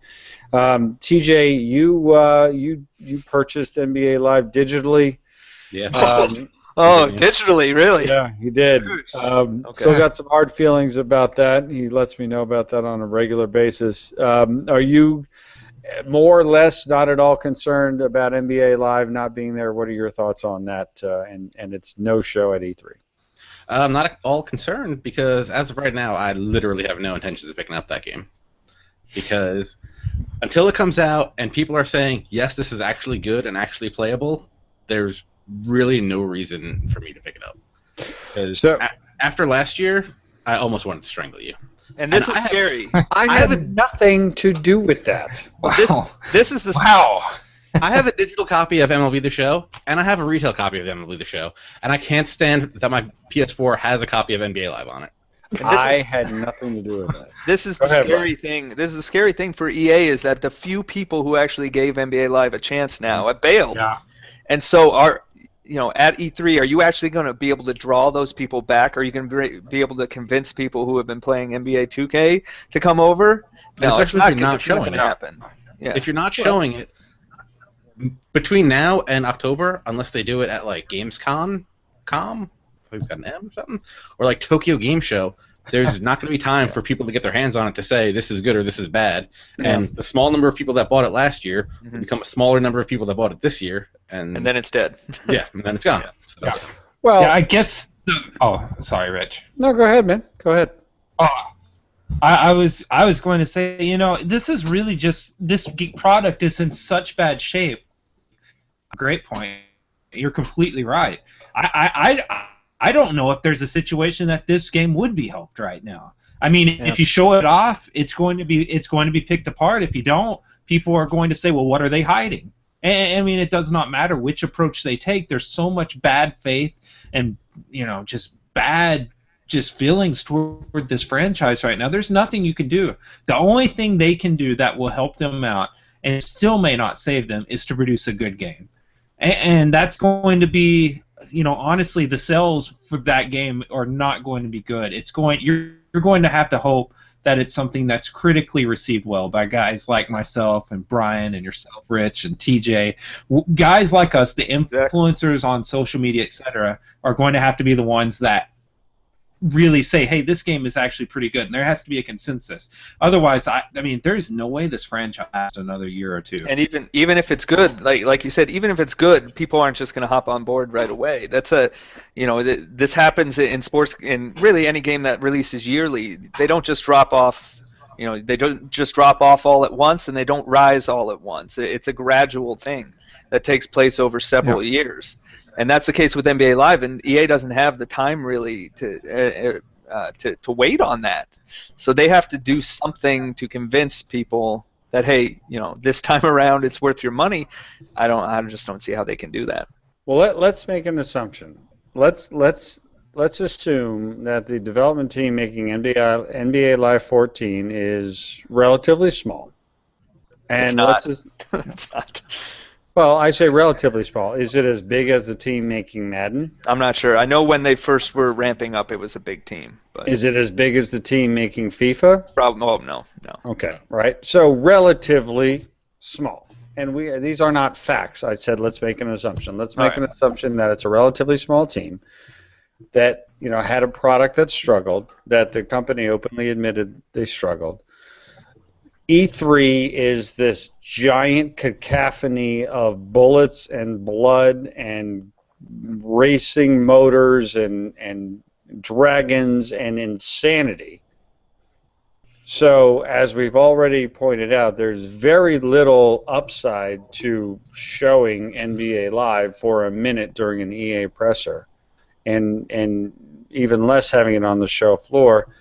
What a lot of people don't know is that the effort that it takes to produce a demonstratable product is significant and probably would take the equivalent of 1, maybe 2 development sprints, maybe even more, maybe 3 or 4, that Sean O'Brien and the development team may have said, because of all of that, I just want to keep focusing on throwing everything I've got at making this game.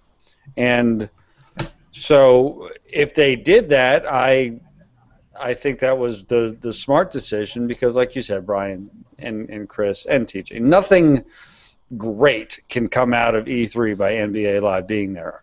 So let everybody else have their time, focus on making a game, and if they do make a good game, we will talk about it as being a good game. And they have to show it. And so when we're talking about E3 presentation, I mean, usually it's for a game that would be coming out October 7th. That's going to be, last year we had 1 player in a practice gym. In previous years it's been more limited, and you're not going to see actual gameplay. People need to see the actual gameplay early, and they promised that last year and never delivered it. We have to see it, the evidence, rather than just hear stuff or see this preliminary presentation type of thing, it's not going to work. They actually, in order to make any headway, they need to do more, and they need to show more at a more critical time. So this has been the all EA show the whole time, right? Madden, NHL, FIFA, NBA Live. 2K was a no-show at all of the press conferences. No NBA, no WWE, nothing from 2K. Chris Sanner, surprised by that, or is that just the way that 2K does their thing and all is well? Well, I mean, obviously Take-Two doesn't have their own press conference, so I mean, you're not going to get. You got to hope they're piggybacking in with Sony or Microsoft. I mean, obviously NBA 2K isn't going to be on the EA stage or Ubisoft stage. It's too late. I'm not even going to try. Anyways, but I'm not worried about it because NBA 2K, you know, it's going to be a pretty solid game. I mean, I think we can all agree on that. It'll be interesting to see what they show on the show floor, if anything. But I don't expect to hear much from the 2K camp until really their press cycles really get going. I just think that's how they roll. They're fine. 2K15 is going to sell a bunch and just tons of copies, and there's nothing at E3 they got to worry about with regards to that goal. TJ, were you hoping for some big WWE, sizzle reels or any mention in the Microsoft or the Sony press conferences, or was that was that expected that Take-Two sort of stayed in the shadows? No, I was pretty much expecting them to stay in the shadows, unless they were going to come out and mention some sort of exclusive Xbox-only MLB 2K15, but they didn't do that. But yeah, I would have liked seeing something about WWE, but I think they kind of hinted that there wasn't going to be anything at E3, so not really disappointed by that. And with the NBA series, they've pretty much earned a pass since they don't have their own conference. They pretty much earned a pass to not have to do anything crazy at E3. I like to think that NBA 2K15 didn't show up because if they did, all they'd get are responses like, "So what are you doing about the VC?" Yeah, you showed that trailer, but seriously, what are you doing about the VC? NBA 2K had been there at the Sony press conference, 2K12, 13, and 14. Now, the first 2 years of that, it wasn't particularly received all that well. If you remember 2K12, it was Kobe trying to play with the PlayStation Move. I mean, so it's generally a more casual, again, audience they're going for there. And then last year it was the next gen reveal, which most people were excited about. So they have had that presence at Sony, but they certainly don't need it at this point. I mean, generally in the past they have definitely held back more than EA in promoting games in a closer window to release, and that's probably what they're doing here. They've really only told us at this point that Kevin Durant's on the cover and that parks are going to have a bigger part to play in the game. A lot of racing going on at E3. A lot of Forza, a lot of the Crew, a lot of Drive Club. No NASCAR. Chris Sanner, are you surprised at all that the actual NASCAR nor Formula One nor any of the real world circuits were represented at all? None of those games really sell enough, especially in America. I know F1 sells pretty well in Europe, but none of them sell well enough here, I don't think, to really push those. I mean, if you're a console manufacturer, there's nothing you're going to get out of that. Like, Microsoft gets nothing from showing that alongside Forza. And Sony, I mean, they have Drive Club. They're trying to get ready to push. So I think that's more of a matter of logistics, and there's not really a company holding a press conference with those games that held a press conference, so to speak. So I think it's just a matter of that. And neither title's really that particularly huge in America right now. And there wasn't much to gain from that. Brian, are you surprised, disappointed, looking forward to none of the racing games that took center stage today? Drive Club interests me, but I love the first Forza Horizon, so I'm looking forward to that one. I'm definitely more of the arcade racer type of guy, as opposed to the sim. I mean, I played Forza 5 on the Xbox One, It's just not really my style for the long haul. So, yeah, I like the more arcadey type racers. Drive Club I know isn't that, but they have me interested with their the PlayStation Plus style of the way they're rolling it out and being able to play part of it for free at least and see, hey, maybe I do want to pay for it or not. We'll see. But yeah, I'll look forward to the Forza Horizon 2. TJ, what about you? Are you a race guy? Were you jazzed by anything that you saw? Are you looking for something in the racing genre that you didn't see? Where are you with the vroom vroom these days? I was so excited for Forza Horizon 2, I almost offered a guy $350 for his Xbox One. You actually did offer a guy, but then he's like, we were still in negotiations. We didn't make that official. But yeah, I really like what Forza Horizon 2 is doing.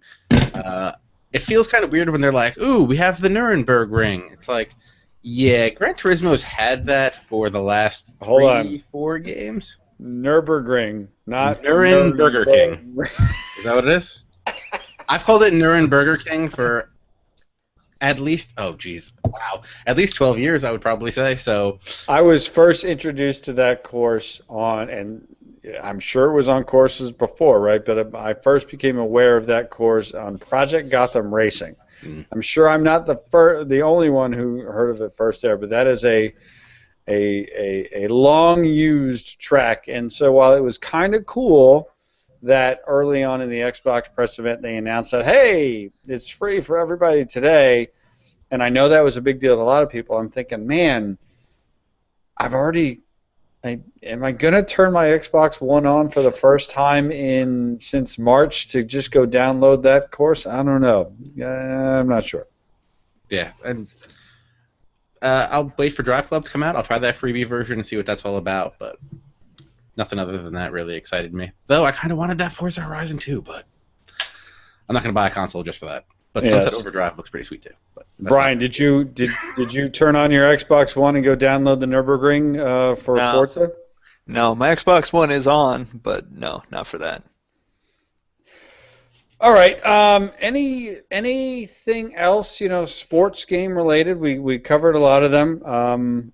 Anything else, sort of your takeaway overall sports wise for you from this E3? We'll just go from my left to right, TJ Lauerman, your sort of final thoughts capping the sports at E3 2014. Yeah, it looks like 2014 is going to be a year of incremental improvement across the board. So, I mean, it's kind of what we've been getting for years and years, and with the one-year release cycle, that's what you're really going to have to expect. So, that's what we get. At least they're being honest about it this time. They didn't lie, or at least if they did, not as loudly. And it's actually a dinghy that crashes into a sand trap. It's not a battleship. It's an Amazon drone that just falls in the middle of the fairway. Right. Brian Weedeye, summarize your overall feelings on E3 2014 with sports games. Well, we all basically predicted it in the pre-E3 show that it was going to be kind of a flat year for sports games at E3. Not so much, there wasn't going to be some big announcement that rocked our world. So it was yeah. I mean, they followed up. It was the trailers, it was the visuals we expected, but then they followed up with FIFA and Madden in particular, with a good deal of information backing up to the people, to the people who are most interested in the game and would actually seek that out. And then tried to attract them with the visuals and stuff in the actual presentation. So it went basically as expected, I think, as it would in most years. Chris Sanner, you were manning the Operation Sports Command Center today, posting articles like a maniac, posting podcasts, reading comments, watching press conferences. Where do you stand with sports games in E3 2014? It's about what we expected. I mean, I'm going to echo Brian on that completely.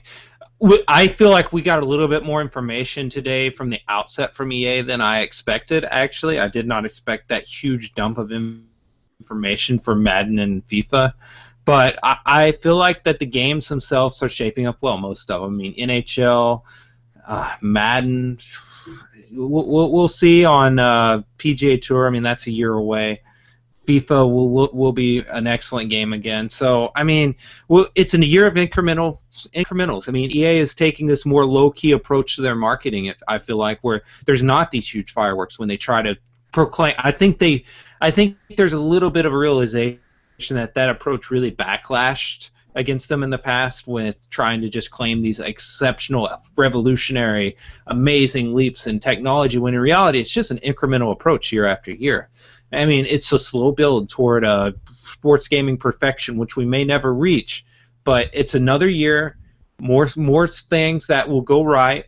There will be more things that will, unfortunately for us, go wrong. I'm sure something in Madden will be so broken that the game, it will leave people wanting something more yet again. Same with FIFA. I mean, geez, people were breaking down the NHL trailer on Operation Sports, talking about how techniques were wrong, angles of approach for hits were wrong, and I'm just like, my goodness, it's a sizzle trailer. Let's calm down here. So, I mean, I understand. I love how people are passionate, but yes, you're just not. We're not going to get that kind of in-depth information right now. This is an initial kind of, hey, here's what we have, folks, kind of approach. And it was very laid back. It was very truthful, straightforward, and honest, Rich. I mean, geez, your wish came true, Rich. It did. I really feel like it came true. So I don't know what else to say except if you're not, I'll say the same thing I said last year at E3 or just after E3 because I feel like it fits now. If you're not happy with where sports games are right now, you will not be happy with where they are in 10 years. So you might as well just give up on them because these games are in a good spot almost across the board unless your name is NBA Live, which hopefully they get that under control and that game really sees some improvement. I think Sean O'Brien's a good guy and he can he can push that product in the right direction. But these sports games are in a good spot. They're going in a good place. We're not going to get there overnight. At the end of this generation, the games we have in 5 years will be unrecognizable to us to the games we have today. That's how sports games work. That's how they're always going to work. If you like it, you like it. If you don't, you don't. That's what we do here, though. You know, there are many, many problems with sports games today with the landscape. And we talk about them and debate them on a regular basis. There is, from a consumer perspective, there is not nearly enough competition. Now, we were spoiled a couple of generations ago when you had 3, 4, 5 baseball games, 2, 3, 4 basketball games, 2, 3, 4 football games, 2, 3, 4 hockey games. We were spoiled. We didn't realize how good we had it at the time. And now we've gone almost to the opposite spectrum to where there is virtually no competition. So there are many things that are just fundamentally broken from a consumer perspective when you consider that most major sports games have no competition. However, I can say unequivocally that I have never been happier to have this job, to be the host of the Press Row podcast, to talk about sports games than I have today. Because frankly, as a father and as somebody who represents myself to people that I know that I am a video game player, I was embarrassed and horrified by the majority of the games that were presented in the press conferences today. We have devolved as an industry in projecting horrific, unconscionable violence with people just going, hey, that's great, ooh, love it. Like, it is unbelievable to me how in our mainstream presentations we just throw shooter after shooter after stabber, one on top of each other to where they just completely blend into this thing. Like, I just cannot get over the fact that if you look at the list of games that are presented in the Microsoft press conference and the Ubisoft press conference, and, to a lesser degree, but still significantly in the Sony press conference, it's just kill, kill, kill, blood, blood, blood. And I'm talking the kind of stuff that you would not be able to even think about showing on primetime television, just being foisted upon you. I thought the Microsoft press conference was over the top, and then the start of the Ubisoft press conference with that trailer for Far Cry 3, where the dude just walked up to another guy and stabs him repeatedly in the throat. I'm like, this is where we are? I'm not saying that you can't have violence in video games. What I am saying is that it is an abomination about how over the top it is, and that it's like 85% of what is being presented in these press conferences. It's ridiculous. And I know that people like to make fun of me for saying this. I know that I sound like a crazy old man. But my goodness, thank goodness we have these sports games to play. Because I'm embarrassed by what is being represented to the mainstream. Everyone's like, oh, there's all these great indie games, there's this and that, the other thing. That's great. And they don't get discussed on the show, on the main press conference. Or if they do, it's for 45 seconds. Brian Weeda, am I insane? No, I'm with you on a lot of this. I like the Sony conference a lot more than Microsoft one, is because the variety of games was a little different. I got excited for the new Little Big Planet. Yes. It's like there are, like out of the Microsoft press conference, I think I only really cared about Tomb Raider, the sequel, and a new Crackdown. And I love Crackdown because look, that is kind of a violent game too, but it's kind of a cartoony violent. Yeah. So it's not the same impact, and I'm not really a horror game guy. So all these games that are just like set in the dark, not really for me. Yeah. There are exceptions, like The Last of Us has some of those moments, and I'm interested in the order, and but I'm looking for something different with these games. I'm more of an adventure type of gamer than a first-person shooter. I hate first-person anything really. Doesn't do it for me. And so I was, there were just more games at the Sony conference that I found myself interested in, and we'll see how that all develops. And it was interesting. I was just much more drawn and compelled by what was shown throughout the Sony conference, with the exception of the TV stuff, where it's just like the irony of that just struck me. That was awful. Yeah, that was awful. Chris, am I wrong? Am I overreacting? What do you think?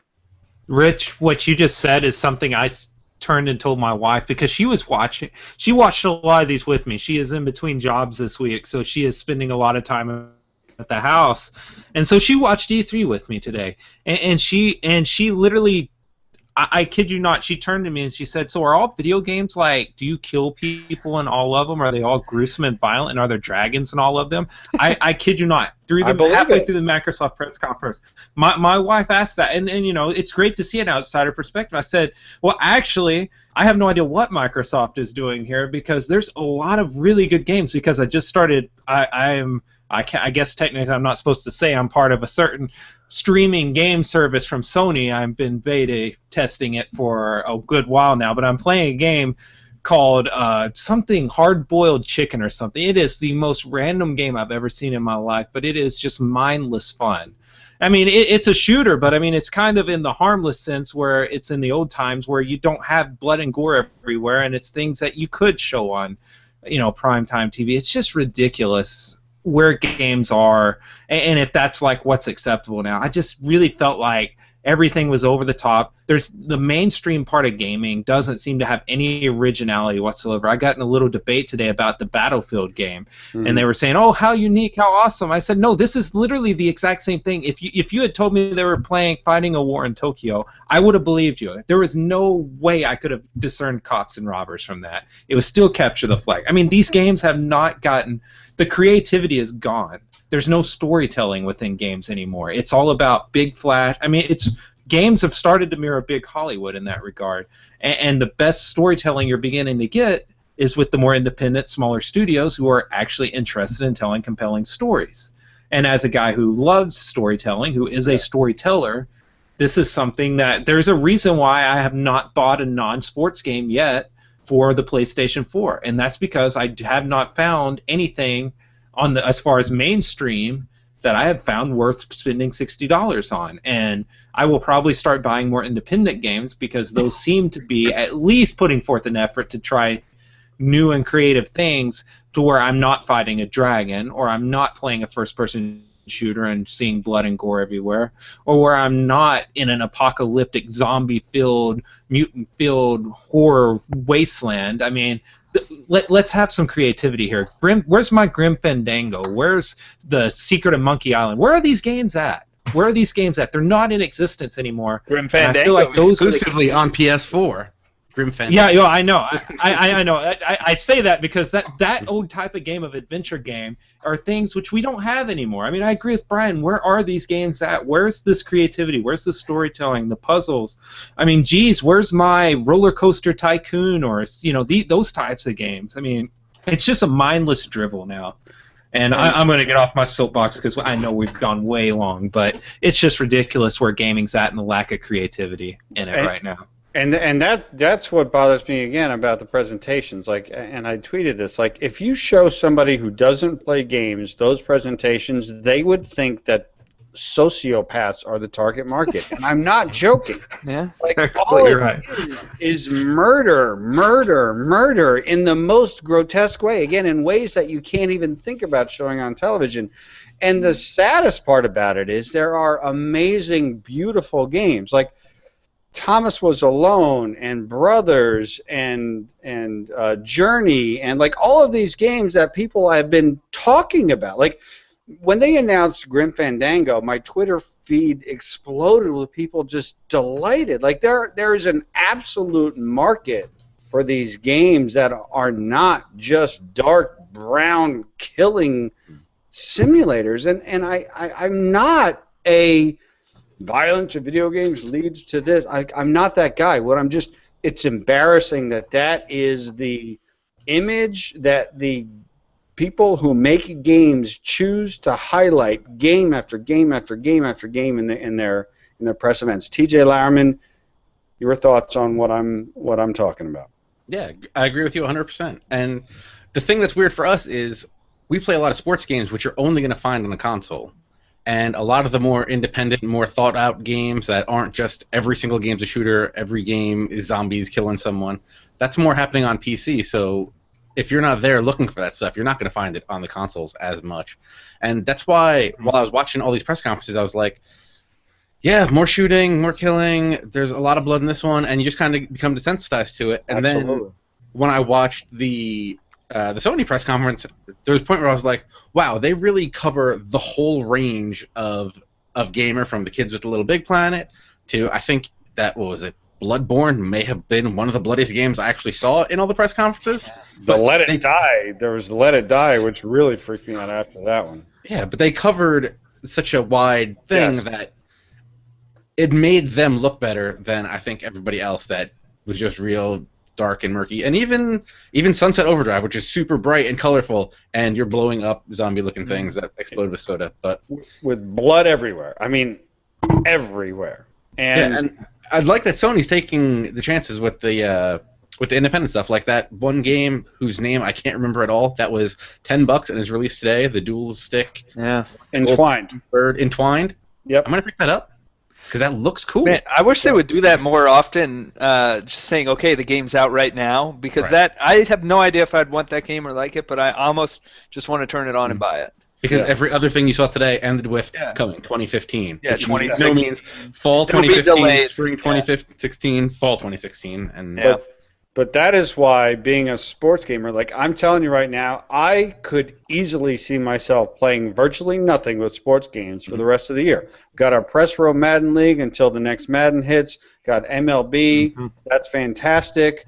You know, when Madden and FIFA and NBA 2K hit this fall, and NHL, forget about it. And I'm not saying it because I'm saying that every game is awesome and that we don't need more, but I have never been happier to be a guy who focuses on sports games than today, because I know that I can have a positive, fun, social experience with my friends, that I can have my wife or my son walk in and see me playing and not be embarrassed by it, or not like have to quickly shut off the television. Yeah. And it also bothers me that that so many of these games are out there that so many people, so many kids who should not be exposed to this kind of stuff are exposed to. But that's a story for another day. I'm happy to be a sports gamer, and I'm happy to talk to you guys about this. Let me bring up one more thing, Rich. Sure, go for it, man. Go for it. Yeah. One of the most interesting things out of the press conferences was the announcement that Far Cry 4 would have co-op, but that the co-op partners don't have to own the game. Mm-hmm. How cool is that? And it'll never happen, but imagine if you bought Madden and a buddy of yours didn't have to buy Madden to play you. That would be awesome. I have nowhere else to go with that other than it's kind of insane to think this is possible, or that they'd allow you to do this. Yeah. But if someone wasn't interested enough to buy Far Cry 4 on their own, maybe they'll play some co-op and then get into it and decide to buy it. I don't know. Well, if you think about it, it makes a lot of sense, right? If you could somehow make it easy, and perhaps it's through the Gaikai or the PlayStation Now thing, for the person can't play the game unless they're playing you live, right? Mm-hmm. It makes perfect sense, right? Because that is the best possible way to sell your game, right? If I could play you in NBA Live, right, and shocker, it's actually pretty good. That would be one of the only ways that I might be convinced to drop. DJ wouldn't have had to buy it digitally. Yeah, thanks, Rich. Stop it.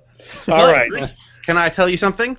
Based on your recommendation, assuming there isn't a new Nintendo DS SKU tomorrow, I think at lunch I'll go pick up a 2DS. You're gonna love it. The 2DS. Then we can play Mario Golf or something. You should get Pokemon. The 2DS is a wonderful machine. And it's awesome. All right, boys. Like NBA Live. You will not regret it. I guarantee you. I did not make you buy NBA Live. All right. Yeah, you did. This has been a lot of fun. Stop it. This has been a lot of fun. Thank you for indulging my end of show rant. I apologize / thank you for that. E3 2014, you're going to continue to see a lot more coverage. We'll probably get together at least one more time this week. You can look for this show to be put into audio format. In addition, I got some interviews coming up with some folks as well. Might split them up into 2 shows, not sure. We'll figure it all out. But thank you, everybody, for watching. We really appreciate it. Appreciate the questions. Appreciate the viewership. I want to thank Chris Shanner and Operation Sports for doing a wonderful job. Hey, by the way, I meant to mention it at the top of the show. I'm going to mention it now at the end. The Press Row Podcast is right now a featured podcast in the iTunes podcast store. We're very excited about that. Very excited about that. That's a big deal. It's going to just continue to help us. So please, if you get out there to download the Press Row Podcast, make sure on iTunes you review it, you rate it. That helps. All of those ratings have helped drive us to be a featured show. That means a lot. So thank you, Chris, and thank you, Operation Sports, for continuing to distribute the Press Row Podcast. We appreciate that. You're a good man, sir. And thank you to TJ Lauerman for joining us. Thank you to Brian Weedeye for joining us. Thank you, Chris Janner, for joining us. I am Rich Grisham. We will talk to you again shortly. Have a great rest of your E3. Cheers.